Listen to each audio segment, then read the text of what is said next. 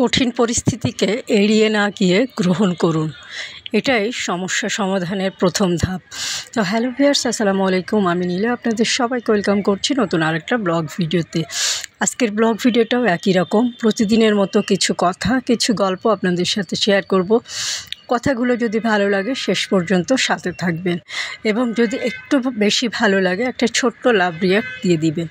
তো যেটা বলছিলাম, জীবনের কঠিন পরিস্থিতিতে শান্ত থাকা, পরিস্থিতিকে গ্রহণ করা এবং ছোট ছোট ধাপে পরিকল্পনা করে এগিয়ে যাওয়া জরুরি।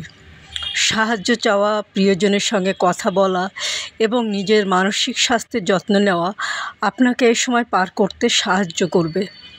নিজের শক্তি ও ইতিবাচক মানসিকতা ধরে রেখে কাজ করে যেতে হবে। আর এই পরিস্থিতিকে ধরে রাখতে পারলে আপনি হার মানবেন না, এক সময় না এক সময় আপনার জিত হবেই। আর আরও অনেক কিছু করতে পারেন, যেরকম বাস্তবতাকে মেনে নিতে পারেন। কঠিন পরিস্থিতিকে এড়িয়ে না গিয়ে গ্রহণ করুন, এটাই সমস্যা সমাধানের প্রথম ধাপ। পরিকল্পনা করুন, পরিস্থিতিতে বিশ্লেষণ করে ছোট ছোট ধাপে এগিয়ে যাওয়ার পরিকল্পনা করুন। বড় লক্ষ্যের চেয়ে ছোট অর্জনগুলো আপনাকে আত্মবিশ্বাস এনে দিবে। সাহায্য নিন, নিজের দুর্বলতাগুলোকে স্বীকার করে পরিবার, বন্ধু বা বিশেষজ্ঞের সাহায্য নিন। নিজের খেয়াল রাখুন, পর্যাপ্ত ঘুম, স্বাস্থ্যকর খাবার এবং হালকা ব্যায়ামের মাধ্যমে নিজের শারীরিক ও মানসিক স্বাস্থ্যের যত্ন নিন। এটি আপনাকে শক্তি দিবে। ইতিবাচক থাকুন, বিশ্বাস রাখুন যে এই কঠিন পরিস্থিতি বা এই কঠিন সময় কেটে যাবে। ইতিবাচক চিন্তা আপনাকে সমস্যা মোকাবেলায় সাহায্য করে। অন্যকে সাহায্য করুন, কঠিন সময়ে যখন আপনি নিজের পায়ে দাঁড়াতে পারবেন তখন অন্যকে সাহায্য করার চেষ্টা করুন। এটি আপনাকে ভালো অনুভব করাবে। নিজেকে সময় দিন, রাতারাতি পরিস্থিতির পরিবর্তন হবে এমনটা ভাববেন না। ধৈর্য ধরে চেষ্টা চালিয়ে যান।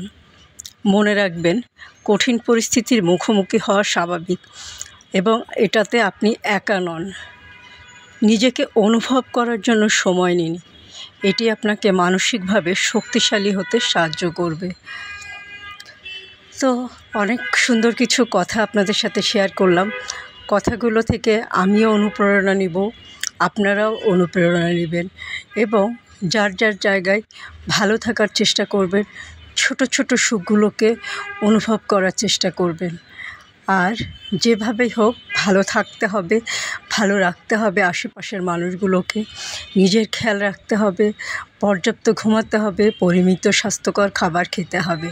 তো আজকে পর্যন্ত ভালো থাকবেন, সুস্থ থাকবেন, আমার পেজের সাথে থাকবেন। আর আমার ভিডিওগুলো ভালো লাগলে ছোট্ট একটা লাভ রিয়াক্ট দিয়ে দিবেন এবং কথাগুলো ভালো লাগলে একটা কমেন্ট করে জানিয়ে দিবেন। তো আল্লাহ হাফেজ, আসসালামু আলাইকুম।